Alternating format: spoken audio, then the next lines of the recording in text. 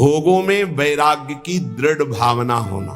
जो भोग भगवत विमुख करने वाला है उससे दृढ़ वैराग्य। इतना प्रार्थना समझ लीजिए कि शास्त्र विरुद्ध आचरण करने वाला बहुत पछताएगा, बहुत जलेगा, बहुत दलदल में फंस जाएगा। कभी शास्त्र की आज्ञा का उल्लंघन मत करो, कभी गुरुजन संत जनों की आज्ञा को हल्के में मत लो। अगर जिन्होंने हल्के में लिया वो फंस गए और परम पद से दूर हो गए। माना कि तुम चार धनियों को रिझा करके करोड़पति कहला सकते हो, माना कि तुम्हारे पास बहुत वैभव हो सकता है, लेकिन प्रियालाल की प्राप्ति नहीं कर सकते। जो शास्त्र और संत और गुरुजनों के वचनों की अवहेलना करते, हल्के में लेते हैं, वो इस माया से पार नहीं। हल्के अरे तो बोलते रहते हैं और अपने मन की लगा के करते हो, जरूर फेल हो जाते हैं एक दिन। देख लेना, समय आने पर देख लेना, हमारे शब्दों को देख लेना कि आप ऐसे दलदल में फंसेंगे, आप ऐसी अशांति में फंसेंगे, आप ऐसे मोह राग में फंस जाएंगे जिससे प्रियालाल छूट जाएंगे, जिनके लिए आप चले। इसीलिए जानबूझकर सर्वस्व का त्याग किया जाता है प्रभु के लिए। अपने संपूर्ण ममत्व को, अपने संपूर्ण अहम को जब प्रभु के चरणों में समर्पित कर देते तब दृढ़ भक्ति होती है।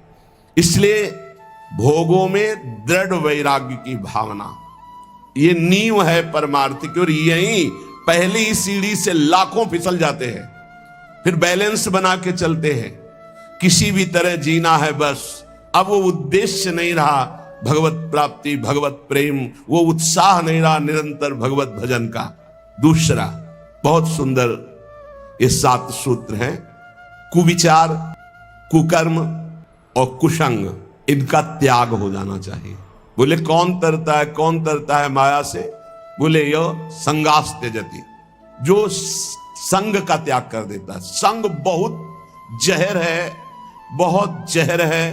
अगर आप समझ पाओ तो, हमारी बात को पकड़ लोगे तो कभी दुखी नहीं रहोगे, सदैव सुखी रहोगे। भगवत भाव से संग करो। अन्य कोई भी भाव अगर संग में आ गया तो रोना पड़ेगा, दुखी होना पड़ेगा, पछताना पड़ेगा, हाथ मींजना पड़ेगा। विश्वास कीजिए, तुम भगवान क्यों, इसलिए तुम्हें फंसा तो कोई सकता नहीं, पर तुम्हें रोना पड़ेगा, तुम्हें तड़पना पड़ेगा, तुम्हें पछताना पड़ेगा। जो भगवत विमुख का संग त्याग कर देता है, भगवत सन्मुख कराने वाले महापुरुषों का सेवन करता है। माया से मुक्त होने के लिए 2 बातें बहुत अनिवार्य है। यो महानुभाव सेवते, महापुरुषों का संग करता रहे, और यह संगास त्यजति, अन्य सब संगों का त्याग करता रहे। कुविचार, कुविचार कब हमारे अंदर आते हैं, अधिकार कब करते हैं? एक तो पूर्व कर्मों के अनुसार कुविचार होते हैं। जैसे बचपन से कुछ आदतें ऐसी गंदी होती हैं जिनको हमने कहीं सीखा नहीं, पढ़ा नहीं, दिखाया नहीं गया, सुनाया नहीं गया, पर वो अंदर से है और वो भजन के द्वारा मिटती है, नहीं तो पूरे जीवन और अन्य जन्मों में भी बनी रहती है। क्योंकि पूर्व गलत किए हुए कर्म का संस्कार जीव के अंदर रहता है। दूसरा, इस जन्म का कुविचार होता है। पूर्व जन्म का कुविचार जब तक हम उसका क्रियात्मक रूप नहीं लेंगे तब तक उसमें दम नहीं है। पूर्व जन्म के द्वारा कुविचार ये होता है कि पूर्व जन्म के किए हुए कर्म का कुविचार जो होता है, हम इस समय बिल्कुल सही ढंग से चल रहे हैं, लेकिन हमारे अंदर वो आकर्षण हो रहा है, वो खान पान का, वो भोग का, वो नाना प्रकार की दुर्विचारों का, क्योंकि वो संस्कार हैं, उन्हीं को भजन के द्वारा नष्ट करते। दुर्वासना मम सदा परिकर्षयन्ति। और एक होता है इस जन्म का, ये बहुत खतरनाक होता है। पूर्व जन्म का तो मंद होता है, वो विचार आया और चला गया। अगर उसको पकड़कर क्रिया में उतार दिया तब तो संस्कार बहुत दृढ़ हो गया। अगर क्रिया नहीं उतारी तो वो आया कुविचार नष्ट हो जाएगा। अब जो इस जन्म का कुविचार, उससे बचने की बहुत जरूरत है। गंदा दृश्य देखा, जैसे शौभरी ऋषि ने कुविचार उदय हुआ, 50 राजकुमारियों से ब्याह किया। सुनना, देखना और बोलना, इन 3 का विचार पर बहुत प्रभाव पड़ता है। हम गंदी दृश्य देख रहे हैं, गंदे संग करके गंदी बातें सुन रहे हैं, गंदी बातें बोल रहे हैं, तो हमारे विचार गंदे ही होंगे पक्का, क्योंकि जो हम देखते हैं, सुनते हैं, बोलते हैं, वही हमारा मनन होता है, वही हमारा विचार बनता है। इस जन्म में कुविचार को रोक दो। पूर्व जन्म के संस्कार रूप कुविचार जो आता है वो तटस्थ भूमिका रखी जाए, साक्षी भाव, वो अपने आप नष्ट हो जाएंगे क्योंकि भजन चल रहा है। लेकिन इस जन्म का कुविचार ना होने पावे। कोई दृश्य देखकर मोबाइल आदि से या प्राकृतिक दृश्यों को ऐसे जो हमारी भोग वासना को बढ़ाए, कोई ऐसी बात सुनकर या ऐसी चर्चा करके जो हमारे विचारों को मलिन कर दे, इस पर बहुत सावधान रहना चाहिए साधक को। तो दूसरा है कुविचार का त्याग और कुकर्म का त्याग। कर्म सुकर्म और कुकर्म होते हैं। जैसे मति वैसे ही कर्म होते हैं। जहां सुमति होती है वहां सुकर्म होते हैं, और जहां कुमति होती है वहां कुविचार और कुकर्म होते हैं। कुमति किसे कहते हैं? जो शास्त्र संत भगवद विमुख मति है वो कुमति है। और जहां कुमति तहां विपत्ति निदाना। जहां कुमति है वहां विपत्ति ही विपत्ति, पापाचरण का फल दुख, विपत्ति, संकट, चिंता, शोक, भय। और जहां सुमति तहां संपत्ति नाना। जहां सुमति होती है वहां सत्कर्म बनते हैं, और जहां शुभ कर्म सत्कर्म बनते हैं वहां सुख, शांति, बहुत विश्राम स्थिति आनंदमय रहती है। तो कुकर्म ना होने पावे। शास्त्र विरुद्ध, गुरु आज्ञा के विरुद्ध, संत जनों की आज्ञा के विरुद्ध जो कर्म होते हैं उन्हें कुकर्म कहते हैं। बहुत तरह के होते हैं। जिनको शास्त्र मना करते हैं वो आचरण कुकर्म होगा, भले आप उसको बहुत सजा कर करें। और इसी में कुविचार, कुकर्म और कुसंग।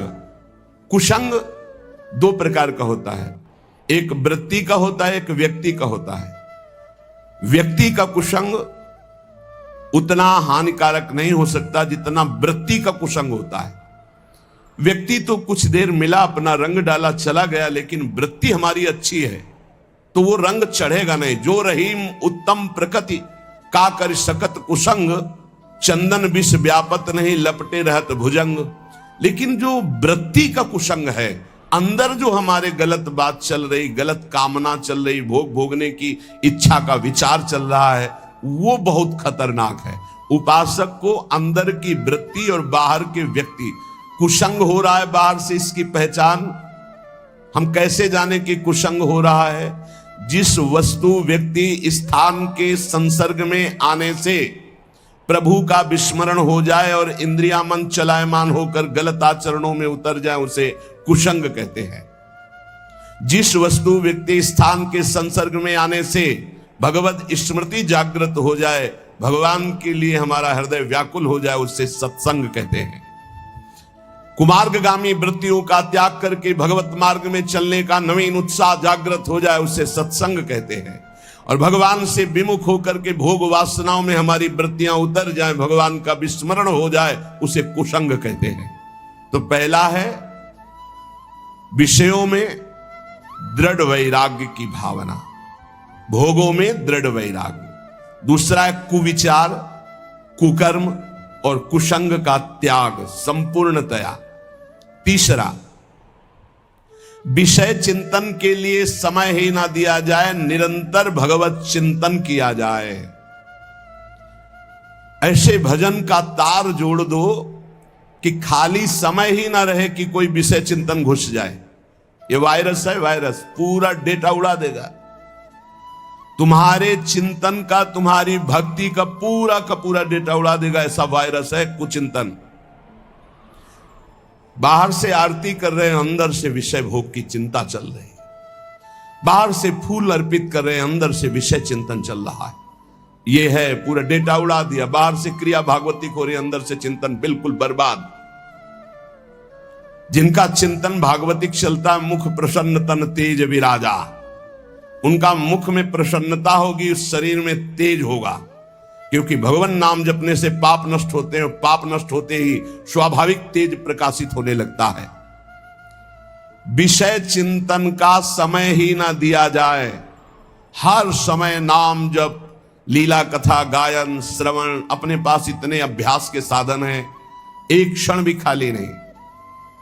पक्का समझ लीजिए, जब मंत्र में मन ना लगे, नाम जब शुरू कर दो, राधा वल्लभ श्री हरिवंश, राधा वल्लभ श्री हरिवंश, इसमें भी मन न लगे, राधा राधा राधा, अब इसमें भी मन नहीं लगा, तुरंत चतुरासी जी में आ जाओ, कोई पद गुनगुनाने लगो।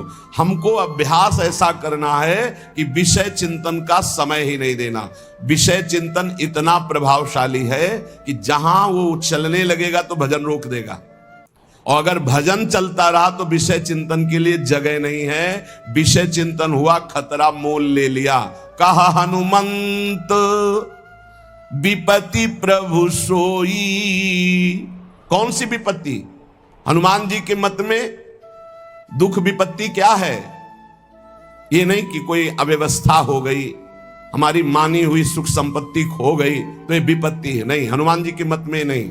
हनुमान जी के मत में विपत्ति क्या है? कह हनुमंत विपत्ति प्रभु सोई, जब तब सुमिरन भजन न होई। सबसे बड़ी विपत्ति वही है जब भगवान का सुमिरन न होकर विषय चिंतन हो रहा हो। सर्वनाश, तेरा सर्वनाश हो। सर्वनाश का मतलब होता है बुद्धि का नाश।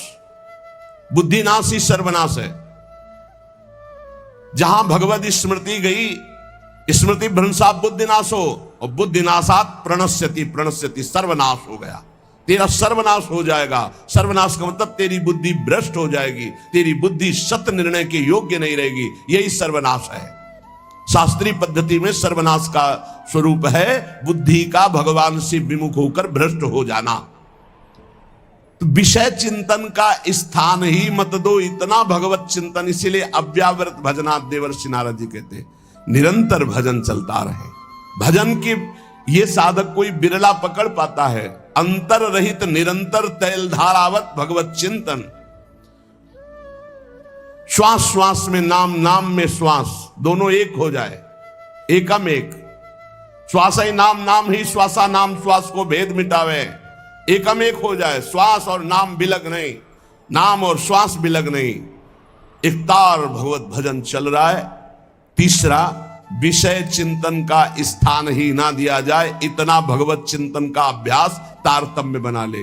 कभी सत्संग सुन रहे, कभी भगवत चर्चा कर रहे, कभी नाम जप कर रहे, कभी नाम कीर्तन कर रहे, कभी लीला गुण गायन, कभी प्रभु के रूप माधुरी के चिंतन में डूबे, कभी प्रभु की महिमा का स्मरण करके रोमांचित हो रहे। ऐसे एकतार चिंतन चलाया जाता है। चौथा, अपने इष्ट देव के नाम में अपार रति।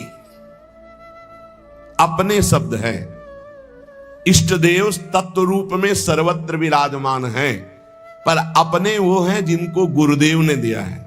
जो गुरुदेव नाम देते हैं उसी नाम में रति करनी चाहिए।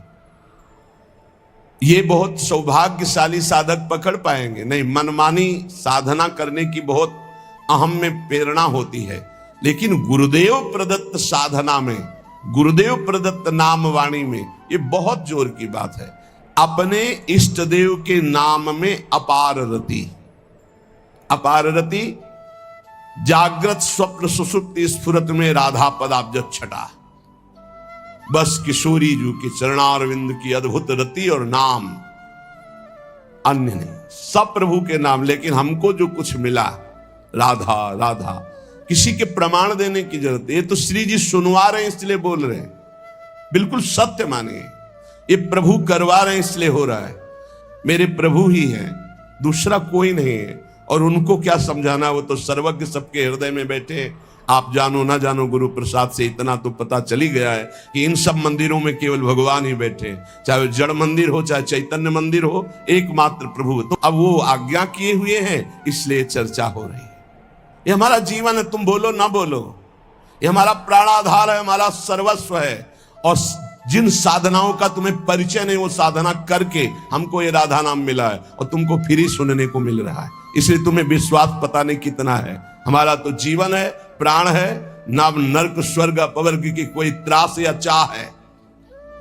ये बस नाम ना छूटे, जो गुरुदेव ने दिया ये नाम न छूटे। दाता राधा नाम, हितजू महाराज ने, गुरुदेव ने राधा नाम दिया, जो सिंहासन पे बिरा।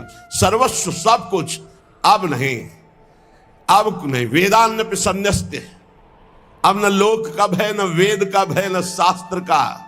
अब तो एकमात्र केवल राधा राधा राधा, पकड़ लो नहीं, हवा ही है, जा रही है। क्या दे सकते हो? आपके पास है क्या? आप में चैतन्य शक्ति मेरे प्रभु की है, आपका शरीर रचा मेरे प्रभु का है, आपके पास जो भोग सामग्री वो प्रभु की द्वारा दी हुई, तो हम तुमसे मांगे या प्रभु से? हमारे तो सिर्फ आप हो। दे सकते हो तो दुख दे दो, सुख आप मत देना। हाँ, बस इतनी जरूर बात है कि जो आपके द्वारा दी हुई निष्ठा है, जो आपके द्वारा दिया हुआ चिंतन है, इस पर बाधा न पड़े, ये आप कृपा करते रहो और दुख दो और दो, जितना दे सकते हो और देते रहो। क्योंकि हर दुख में आपकी शरणागति पुष्ट होती है, हर दुख में आपका चिंतन विशाल होता है, हर दुख में आपका सानिध्य अनुभव होता है। इसलिए हमें प्रभु की दो शक्तियां हैं, एक भक्ति और एक माया। आ जा इधर तो आनंद सिंधु में हिलोरे ले, और इधर जा तो माया के समुद्र में डूब, जहां काम क्रोध लोभ मोह मद मत्सर है। बुद्धि का खेल नहीं। अगर श्रद्धा रखते हो, भाव रखते हो, तो विश्वास करके मान लो और ये जन्म निहाल ना हो जाए तो वृंदावन की भूमि से कहता हूं, देख लेना, परम पावन वृंदावन का कण कण राधा नाम की प्रीता प्रदान करता है। तुम क्या जानोगे राधा नाम को? इसीलिए जिनको ये श्रद्धा और विश्वास है और जिन्होंने वर्ण किया है श्री राधा किशोरी के चरणारविंद को, ये हमारे गुरु के चरणारविंद हैं, तो अपने आराध्य देव के नाम में अपार रति, बस राधा राधा राधा। वेद भगवान की श्वासों से प्रकट हुए, किसी की लिखा पढ़ी नहीं है। वही भगवान अपनी जिह्वा से राधा राधा रटते हैं। तुम्हें देखना है तो वृंदावन की रज का सेवन करो, यमुना रस रानी का अवगाहन करो, यहाँ की लताओं का आलिंगन करो, यहाँ के रसिकों का संग करो, तुम देख लोगे श्री कृष्ण कैसे अशुभ प्रवाह करते हुए राधा राधा रटते हैं।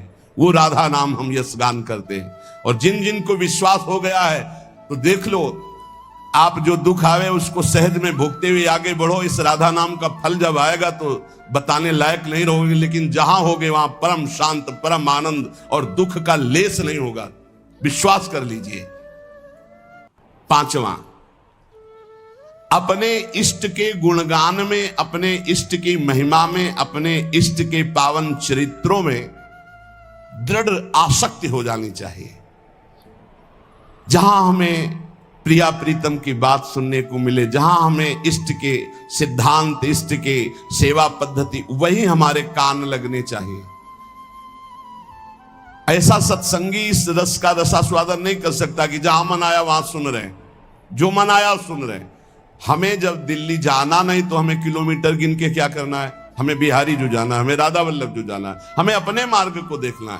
इष्ट मिले और मन मिले, मिले भजन रस रीति, तहा निसंक है मिलिए तासो की जय प्रीति। हमें जाना है दास दासो हम के मार्ग में, और सुने हम अहम ब्रह्मास्मि की पूरी चर्चा, तो हमारे किस काम में आएगी? वो मार्ग ही हमारा नहीं है। अपने मार्ग को पहले समझे। हमें जाना प्रिया प्रीतम के पास, और वो है इधर, और हम भागना इधर, खूब दौड़ना शुरू कर दे तो कभी जिंदगी में नहीं पहुंच पाएंगे। अपने मार्ग में चले, अपने आराध्य देव के गुण चरित्र लीला श्रवण करने का आसक्ति का भाव रखे।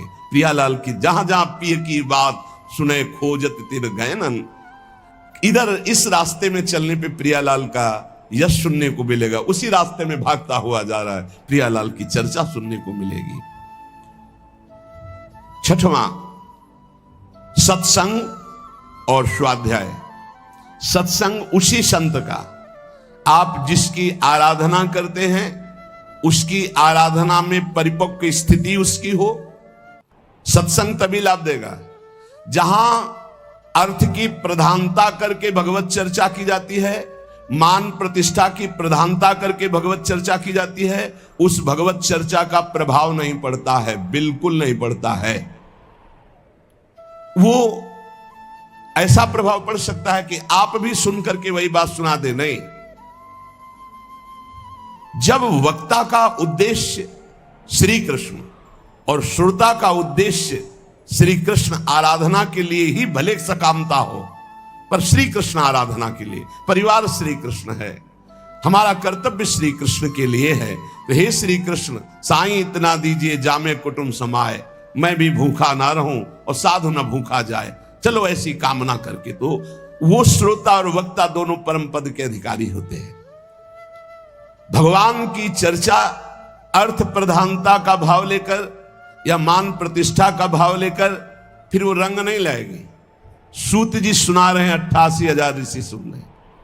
क्या सूत जी का भेंट क्या है? इतने बड़े बड़े महात्मा पुलकित हो रहे भगवत चर्चा सुन के। ये देख के सूत जी महाराज पुलकित हो रहे। श्री सुखदेव जी भगवान की चर्चा कर रहे हैं, परीक्षित का परम कल्याण, और न जाने कितने ब्रह्म ऋषि बैठ करके सुन रहे हैं। गोकर्ण जी चर्चा कर रहे हैं, धुंधकारी का परम कल्याण, न जाने कितने महाभागवत बैठकर भगवत चर्चा कर रहे हैं। सत्संग जो केवल प्रभु के लिए किया जाए उसे कहते हैं। सत्संग का उद्देश्य स्वांता सुखाय तुलसी रघुनाथ गाथा, भगवान के पावन जस, भगवान के सिद्धांतों का वर्णन केवल भगवत प्राप्ति के लिए। सत्संग उसी में स्वाध्याय, उसी ग्रंथ का नित्य स्वाध्याय करे जो इष्ट की प्रीति बढ़ाता है। आज योग दिवस मनाया जाता है। योग, हर वृत्ति अपने इष्ट से जुड़ जाए उसे योग कहते हैं। परमात्मा में चित्तवृत्ति का पूर्ण रूप से समाहित हो जाना, स्थिर हो जाना, इसे योग कहते हैं। अगर शारीरिक क्रिया केवल योग की जाए तो शरीर स्वस्थ रहेगा, लेकिन मन अस्वस्थ रहेगा, क्योंकि मन विषयों का चिंतन करने वाला है और विषय दुख योनया है, तो विषयों का चिंतन करने वाला मन अशांत रहेगा। इसलिए विषय चिंतन त्याग करके बार बार मन को अपने इष्ट में लगाएं, प्रभु में लगाएं, तो सच्चा योग हो जाएगा। तेषाम सतत युक्तानाम भजताम प्रीति पूर्वकम ददामि बुद्धि योगम तम येन माम उपयांति ते। तो हम अपने अनुकूल जो इष्ट की भावना को बढ़ाता चला जाए, ये हमारे अनुकूल है। हमारे अनुकूलता किसको लेकर के है? श्री कृष्ण अनुकूल लेन, श्री प्रियानुकूल लेन, आराध्य देव के अनुकूल। तो हम ऐसे ही ग्रंथों को पढ़ें, ऐसे ही सिद्धांतों को समझें, जिससे हमारे इष्ट की प्रियता बढ़े। सत्संग और स्वाध्याय बहुत संभल कर करें। सत्संग ऐसे संत का जिसके श्रवण मात्र से भोगों से वैराग्य और भगवत अनुराग बढ़े। अपनी असत वासनाओं का त्याग करके सत मार्ग में हमारा मन दौड़ने लगे, उससे सत्संग प्राप्त हुआ है। स्वाध्याय अपने इष्ट की प्रीति प्रदान करने वाले शास्त्र से। और सातवां, पूर्ण इष्ट का भरोसा और कृपा पर दृढ़ विश्वास करके निश्चिंत हो जाना। हमारी हो गई, भगवत प्राप्ति हो गई। ये बात आ गई, भगवत प्राप्ति हो, विश्वास कर लो। ये विश्वास तभी होगा। बहुत चिंतन हुआ हजारों बार। कल एक बोर्ड लिख के खड़े थे कि दरिया भी तेरी, लहर भी तेरी, नौका भी तेरी, खेने वाला भी तेरा। तो अब डूबने का भय कैसा? बोर्ड लिए कोई महाभागवत जन से लिख के बहुत हजारों बार चिंतन हुआ। क्या बात है, दरिया भी तेरी क्योंकि तू ही दरिया बला है, लहर भी तेरी क्योंकि उस दरिया की लहर भी तू ही है, भाव समुद्र भी तू है, भाव समुद्र की लहर भी तू है, और इसकी नौका भी तू है पार, और पार करने वाला खिवैया भी तू है। अब मुझे डूबने का भय क्या, क्योंकि दरिया भी तू है, लहर भी तू है, केवट भी तू है, नौका भी तू है। अब क्या डूबने का भय? दृढ़ विश्वास, हमारा काम हो गया, भगवान की शरण मिल गई। ये बहुत बड़ी बात है। बड़ी बड़ी समस्याओं को ऐसे चट से हटते देखा है दृढ़ विश्वास में। पक्का बिन विश्वास भगत नहीं ते बिन द्रवहीन राम, राम कृपा बिन स्वप्न्यु जीवन लह विश्राम। दृढ़ विश्वास अपने आराध्य देव पर बहुत बड़ी है। इसीलिए सातवां सूत्र आखिरी, दृढ़ विश्वास अपने इष्ट देव का। हम पर अपार कृपा है, हमारे प्रभु निश्चित कृपा करके भगवत प्राप्ति करें, निश्चित। अब हमें कोई डर नहीं, अपने प्रियाजू के भरोसे पे हो जाना, ये दृढ़ बात है। भोगों से वैराग्य की दृढ़ भावना। दूसरा, कुविचार, कुकर्म, कुसंग का त्याग। तीसरा, विषय चिंतन की गुंजाइश ही ना रह जाए, ऐसे भगवत चिंतन का एक तार नाम जप, मंत्र जप, रूप लीला आदि का चिंतन। चौथा, अपने इष्ट देव का ही नाम जप। पांचवा, अपने इष्ट देव का ही गुणगान, लीला, चरित्र आदि में निरंतर श्रवण कथन आदि। छठवां, सत्संग और स्वाध्याय इष्ट प्रीति बढ़ाने वाला। सातवां, भगवत कृपा में दृढ़ विश्वास, दृढ़ भरोसा अपने इष्ट का, इसी जन्म में निश्चित भगवत प्राप्ति हो जाएगी, ये इष्ट के भरोसे से।